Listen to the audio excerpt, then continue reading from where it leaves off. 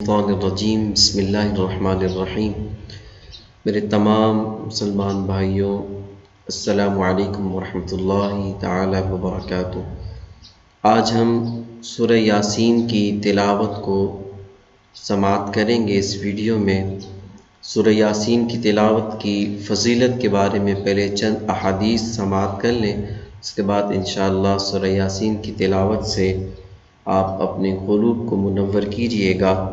اللہ کے رسول صلی اللہ علیہ وسلم نے ارشاد فرمایا، ہر چیز کے لیے قلب ہے، ایوری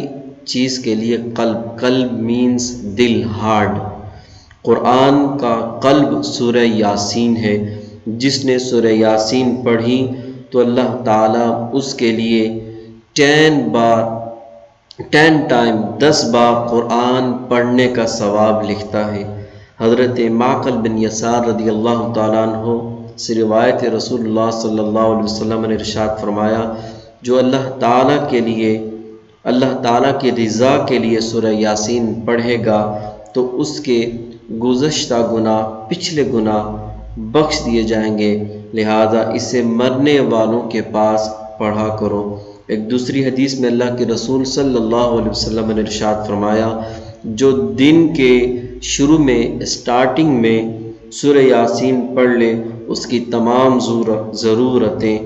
پوری ہوں گی۔ فرمایا، جو شخص ہر رات سورہ یاسین پڑھنے میں ہمیشگی اختیار کرے، یعنی پابندی سے پڑھے، تو پھر وہ مر جائے تو شہادت کی موت مرے گا۔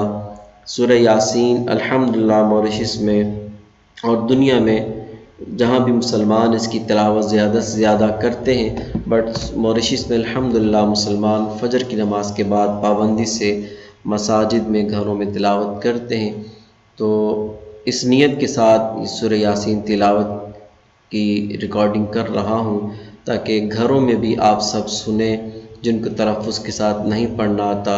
وہ دیکھیں بھی، اور ساتھ میں اس کو جو میری آواز کو سنیں گے اس کے ساتھ ریوائز بھی کریں گے، انشاءاللہ ان کا تلفظ بھی اچھا ہو جائے گا اور ثواب بھی ملے گا اور مجھے بھی ثواب ملے گا۔ ویڈیو کو دیکھ کے کمنٹ میں سبحان اللہ ماشاءاللہ ضرور لکھیے گا اور چینل کو سبسکرائب کیجیے گا تاکہ آنے والی ہر قرآن پاک اور جس بھی حوالے سے نالج کی جو ویڈیوز ہوں وہ آپ تک پہنچ سکیں۔ آئیے تلاوت سماعت کرتے ہیں۔ اعوذ باللہ من الشیطان الرجیم، بسم اللہ الرحمن الرحیم۔ یاسین والقرآن الحکیم، انک لمن المرسلین علی صراط مستقیم، تنزیل العزیز الرحیم، لتنذر قوما ما انذر آباؤهم فهم غافلون، لقد حق القول على أكثرهم فهم لا يؤمنون، إنا جعلنا في أعناقهم أغلالا فهي إلى الأذقان فهم مقمحون، وجعلنا من بين أيديهم سدا ومن خلفهم سدا فأغشيناهم فهم لا يبصرون، وسواء عليهم أأنذرتهم أم لم تنذرهم لا يؤمنون، إنما تنذر من اتبع الذكر وخشي الرحمن بالغيب، فبشره بمغفرة وأجر كريم، إنا نحن نحيي الموتى ونكتب ما قدموا وآثارهم وكل شيء أحصيناه في إمام مبين، واضرب لهم مثلا أصحاب القرية إذ جاءها المرسلون، إذ أرسلنا إليهم 2 فكذبوهما فعززنا بثالث فقالوا إنا إليكم مرسلون، قالوا ما أنتم إلا بشر مثلنا وما أنزل الرحمن من شيء إن أنتم إلا تكذبون، قالوا ربنا يعلم إنا إليكم لمرسلون وما علينا إلا البلاغ المبين، قالوا إنا تطيرنا بكم لئن لم تنتهوا لنرجمنكم وليمسنكم منا عذاب أليم قالوا طائركم معكم أئن ذكرتم بل أنتم قوم مسرفون وجاء من أقصى المدينة رجل يسعى قال يا قوم اتبعوا المرسلين اتبعوا من لا يسألكم أجرا وهم مهتدون وما لي لا أعبد الذي فطرني وإليه ترجعون أأتخذ من دونه آلهة إن يردني الرحمن بضر لا تغن عني شفاعتهم شيئا ولا ينقذون إني إذا لفي ضلال مبين إني آمنت بربكم فاسمعون قيل ادخل الجنة قال يا ليت قومي يعلمون بما غفر لي ربي وجعلني من المكرمين وما أنزلنا على قومه من بعده من جند من السماء وما كنا منزلين إن كانت إلا صيحة واحدة فإذا هم خامدون يا حسرة على العباد ما يأتيهم من رسول إلا كانوا به يستهزئون ألم يروا كم أهلكنا قبلهم من القرون أنهم إليهم لا يرجعون وإن كل لما جميع لدينا محضرون وآية لهم الأرض الميتة أحييناها وأخرجنا منها حبا فمنه يأكلون وجعلنا فيها جنات من نخيل وأعناب وفجرنا فيها من العيون ليأكلوا من ثمره وما عملته أيديهم أفلا يشكرون ليأكلوا من ثمره وما عملته أيديهم أفلا يشكرون سبحان الذي خلق الأزواج كلها مما تنبت الأرض ومن أنفسهم ومما لا يعلمون وآية لهم الليل نسلخ منه النهار فإذا هم مظلمون والشمس تجري لمستقر لها ذلك تقدير العزيز العليم والقمر قدرناه منازل حتى عاد كالعرجون القديم لا الشمس ينبغي لها أن تدرك القمر ولا الليل سابق النهار وكل في فلك يسبحون وآية لهم أنا حملنا ذريتهم في الفلك المشحون وخلقنا لهم من مثله ما يركبون وإن نشأ نغرقهم فلا صريخ لهم ولا هم ينقذون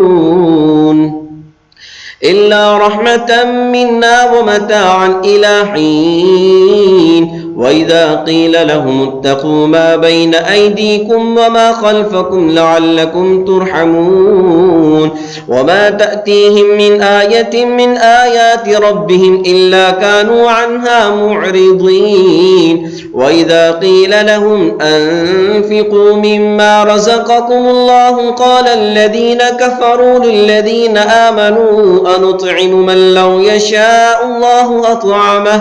إن أنتم إلا في ضلال مبين ويقولون متى هذا الوعد إن كنتم صادقين ما ينظرون إلا صيحة واحدة تأخذهم وهم يخصمون